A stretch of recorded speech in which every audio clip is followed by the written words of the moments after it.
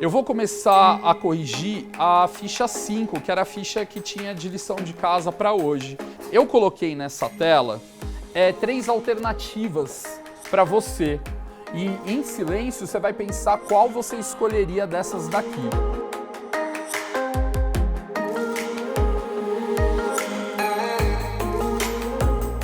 Olá, meu nome é Rodrigo Mendes, eu sou professor de Biologia e nesse vídeo a gente vai conhecer um pouco do PBL, Aprendizagem Baseada em Problemas. No PBL, a ideia principal é que os conteúdos conceituais ou mesmo procedimentais, eles aparecem a serviço da resolução de um problema. Então a principal tarefa do professor é selecionar ou criar um problema e ele vai introduzir a temática a ser trabalhada.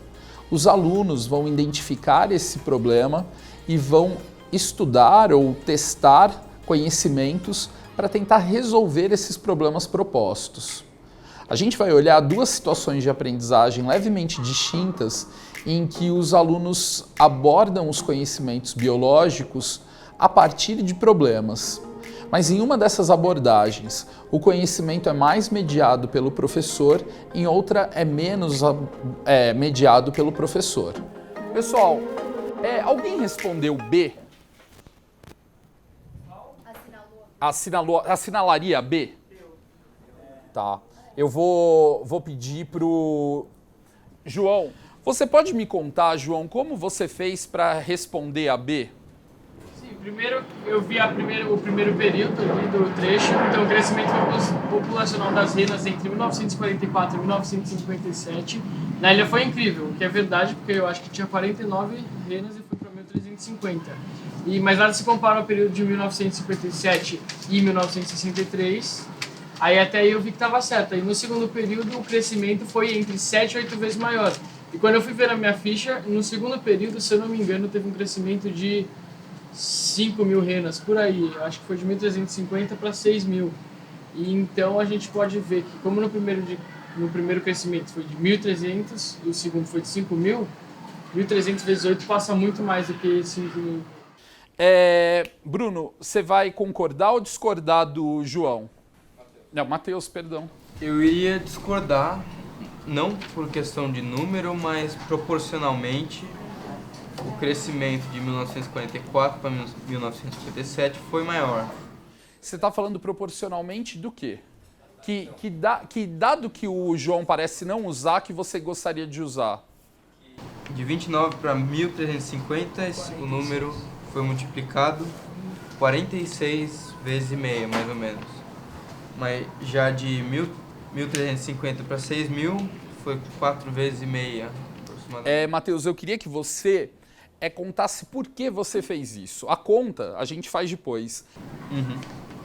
Eu tô levando em consideração em que 1.350 renas conseguem reproduzir e formar mais seres do que 29, por exemplo.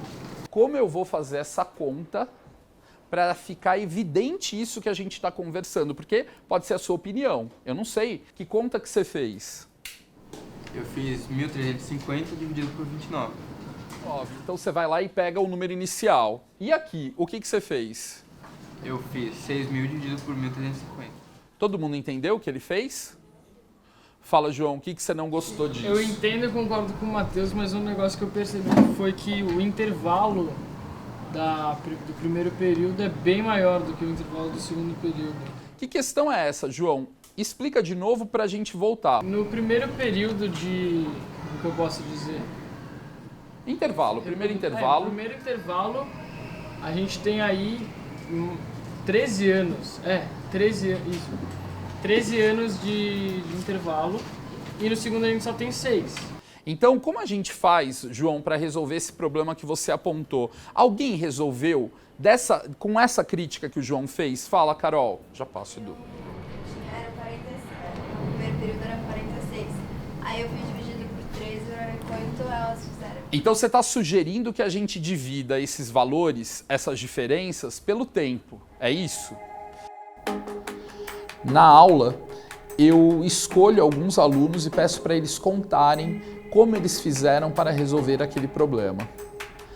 Dos métodos, da comparação desses métodos de resolução, eu vou jogando luz para algumas características mais frutíferas ou menos frutíferas de resolução. E com isso vou construindo os conceitos que eu gostaria de apresentar. Esses conceitos são tradicionalmente trabalhados em cursos de biologia, mas eles emergem ali das diferentes estratégias que os alunos utilizaram para resolver aquele problema.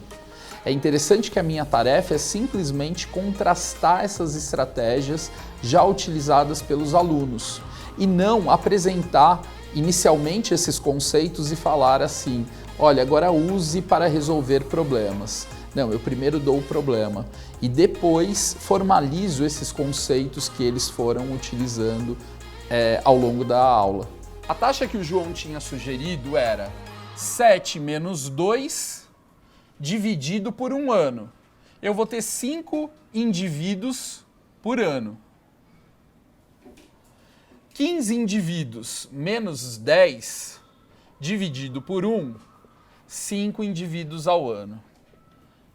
Tá certo, como biólogo, eu falar para vocês que o crescimento nesses dois lugares foi o mesmo? Você concorda que a gente chegou no mesmo número?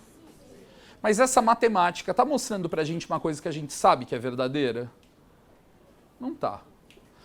Então, o Matheus vai lá e sugere, divide pelo número inicial, por 2 e por 10. Eu chego a 0,5 e chego a 2,5. 2,5 o quê? Como é uma proporção, eu vou multiplicar por 100 e vou falar que é de 250% ao ano. E essa daqui, 50% ao ano. O que eu estou querendo dizer para vocês? Que o esforço reprodutivo dessa população aqui, para crescer em 5 indivíduos, foi maior ou menor do que o dessa? Foi menor. Tudo bem?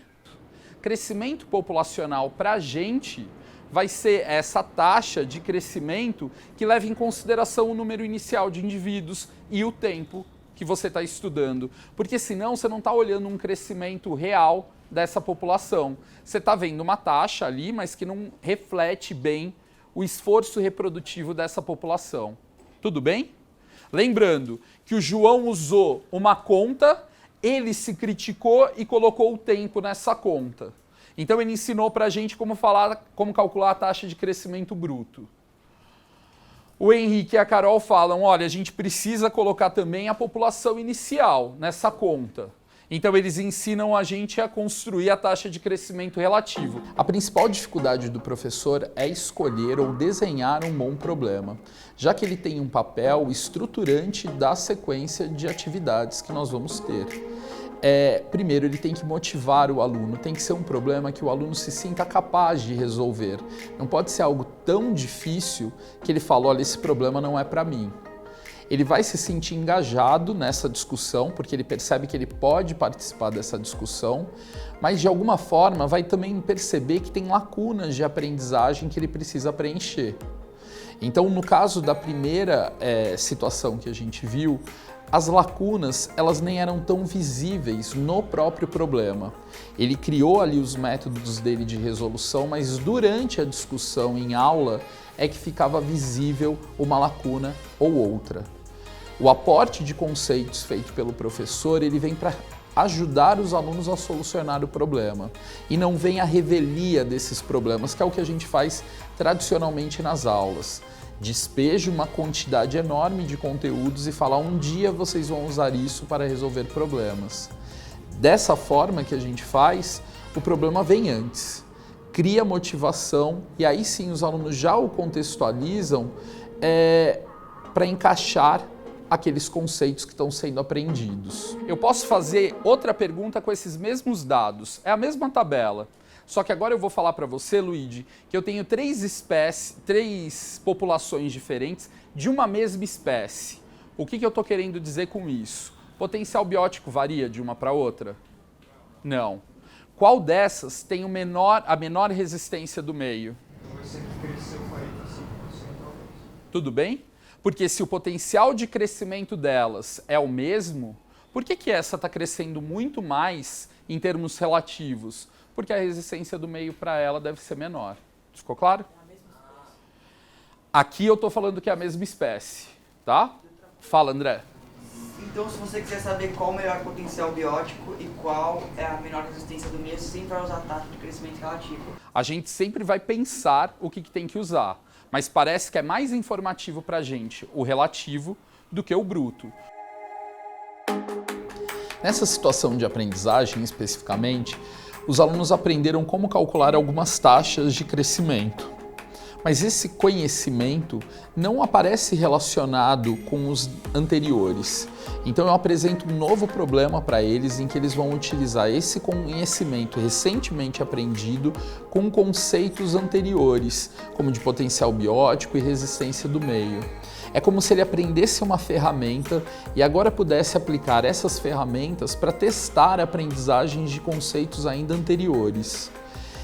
Muita gente fala de relacionar o conteúdo de uma disciplina com outra, mas é uma tarefa importante que a gente relacione os conteúdos da disciplina entre si, mesmo dentro de um tópico, que a gente estabeleça o maior número de relações entre os diferentes conceitos que estão sendo estudados.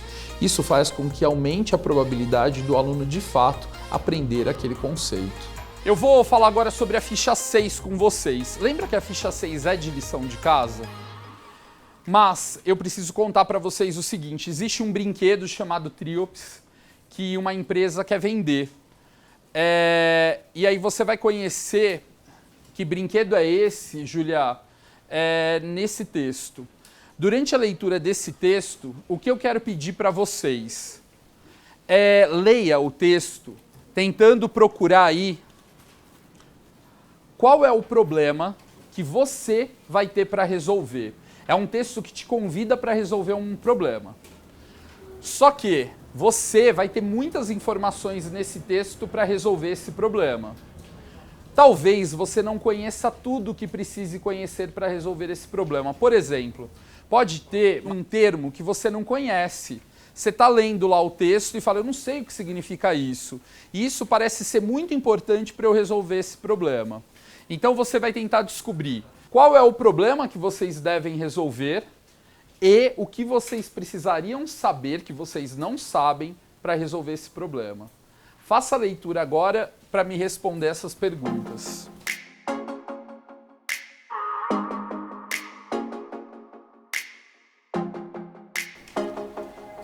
Eu vou começar a conversar com vocês sobre essa ficha, tá? Vocês viram que essas duas perguntas que eu coloquei aí, elas estão escritas de uma outra maneira no final da ficha, né? Isabel, posso pedir uma ajuda? Qual é o problema que você tem que resolver, que é o problema que está sendo apresentado no texto? O que você vai ter que, ao final da atividade toda que a gente vai fazer, me responder? Eu acho que primeiro eu vou ter que saber por que esse bichinho pode ser um risco ao meio ambiente. E eu também acho que tem que saber se ele é um problema realmente ou se pode voltar a vender. Tudo bem? Então a gente vai ter que decidir, eu posso vender esse brinquedo? A resposta vai ser sim, porque ele não causa nenhum problema para o ambiente. A resposta vai ser não, porque ele causa algum problema para o ambiente. Tá claro isso para vocês? Que é esse o problema que você tem que resolver? Agora, para você resolver esse problema, você precisa estudar alguma coisa que você ainda não sabe? O que, Isabel? Essas relações ecológicas, tipo protocooperação. Protocooperação. Então, a Isabel está olhando que parte da ficha 6? A tabela. E aí ela vai grifar na ficha dela protocooperação. E comensalismo. Comensalismo. Tem mais algum termo que vocês não conhecem? Parasitismo, o André está sugerindo. Então, qual é a tarefa de vocês quando eu falo que a lição é a ficha 6? A ficha 6 é primeiro pesquisar isso que a Isabel fala que não sabe. Porque ela precisa saber disso para dar uma opinião. Uma opinião para ela responder aquela primeira pergunta, que é: libero para venda esse brinquedo ou não? Já na segunda sequência, eu apresento um problema para os alunos em que eles têm que tomar uma outra decisão, a venda ou não de um brinquedo por uma empresa que utiliza uma espécie específica, os Triops. Nesse caso, eu preciso gastar um tempo de uma aula anterior para que os alunos leiam o caso. Durante a leitura do caso, eles têm duas perguntas para resolver. Qual é o problema que está sendo apresentado ali e o que eles ainda não sabem que eles precisariam saber para tomar uma decisão sobre esse problema. É um erro muito frequente os alunos já quererem resolver o problema, achando que a grande questão é sair emitindo opiniões sobre o problema.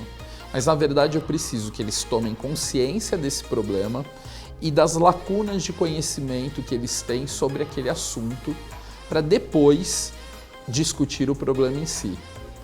Nesse caso, eu construí um problema com alguns conceitos que eles ainda não aprenderam. São termos que eles desconhecem e são facilmente percebidos por eles como desconhecidos. Peço para eles listarem esses conceitos, porque eu não posso terminar essa aula tendo alunos que não sabem direito o que deve ser feito como lição de casa. Então eu passo por eles perguntando quais são as coisas que vocês precisam aprender e vou listando isso para garantir que um aluno engajado na lição tenha esse conhecimento necessário para discutir o problema. Na aula seguinte, esses alunos vêm com a tarefa feita, tendo pesquisado conceitos específicos e vão formar grupos agora para discutir o problema e tentar resolvê-lo. Olha só, todo mundo prestando atenção em mim? Vocês vão decidir nos próximos 10 minutos no grupo de vocês se a gente libera ou não a venda do Triops no estado de São Paulo. Para isso, vocês têm que discutir os conceitos, as ideias que o grupo trabalhou na lição de casa, tá? Valendo, hein? Vocês consideram que deveria ser liberado ou não? É que as coisas que controlariam a população não tem no Brasil. Então, tipo, ele ia aumentar, mas ele ia problema, então... É que, tipo, esses três aqui, tipo, por exemplo, no comensalismo tem um cara, só que, tipo, o comensal vai ser esse, só que, tipo, nem adianta muito, porque então, o comensalismo, ele vai ser beneficiado. Mas a gente conhece as duas espécies, mas não sabe quem são os predadores.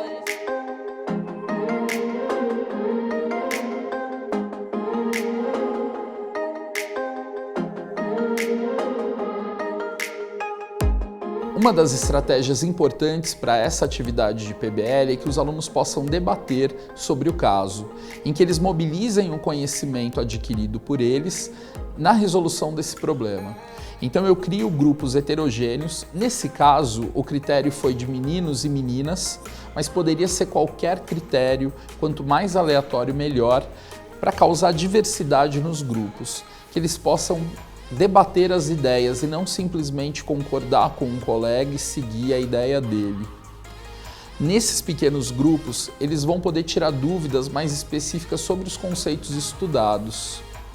Quando eles tomarem uma posição, aí sim eu vou intervir perguntando qual é a posição de cada um dos alunos e pinço dessas opiniões as que me interessam para começar um debate coletivo.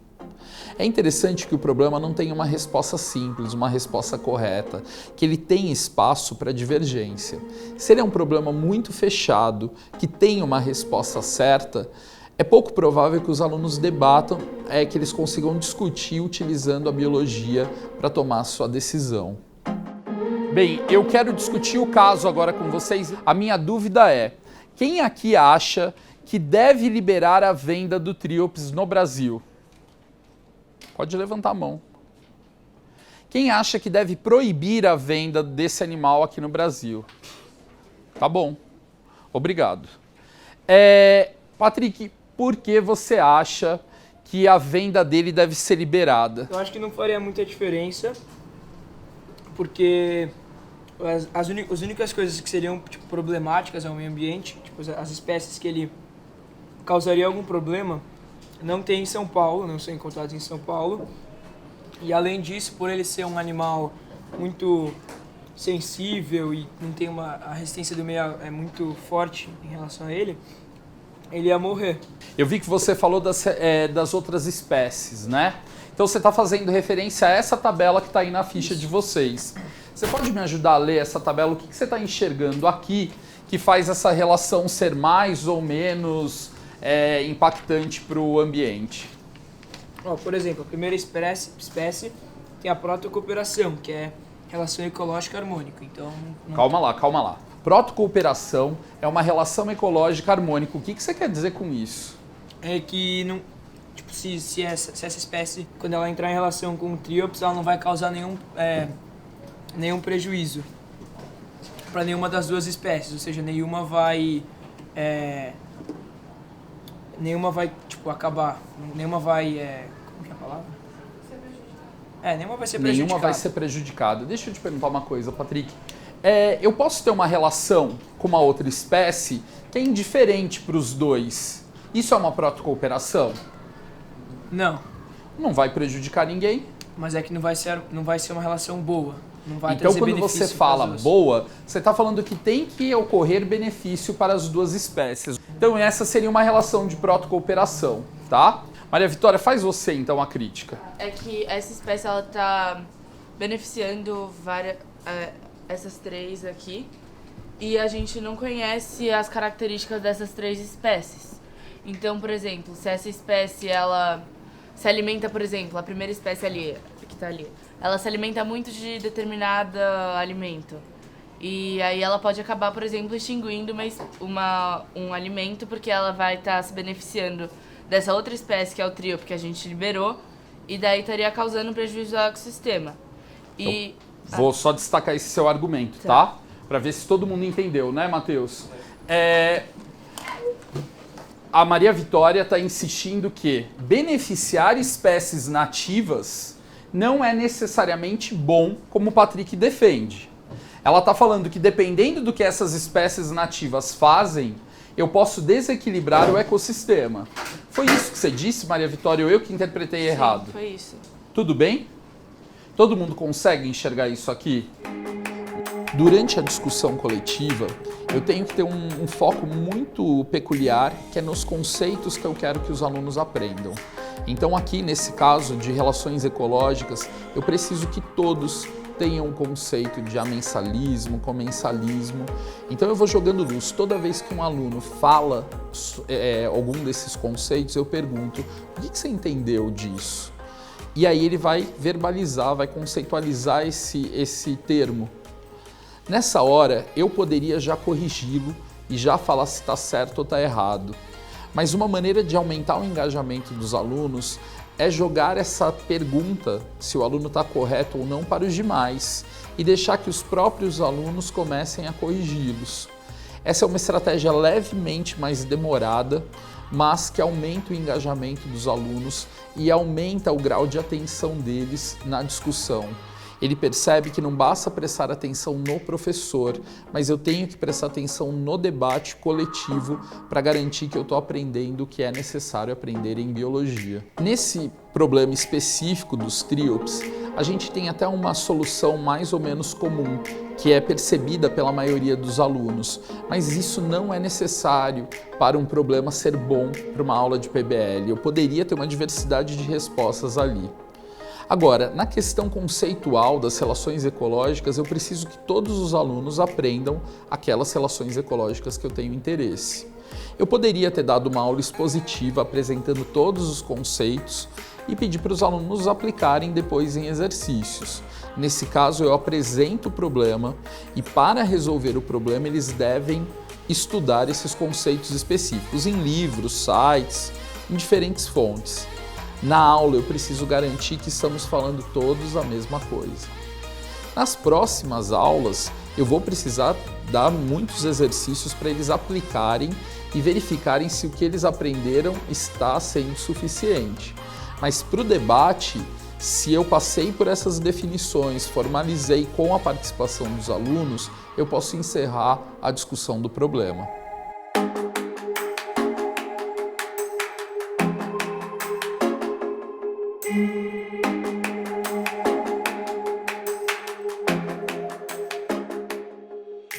Nesse vídeo a gente pode conhecer o PBL, a aprendizagem baseada em problemas, uma das estratégias de metodologia ativa para o ensino de biologia.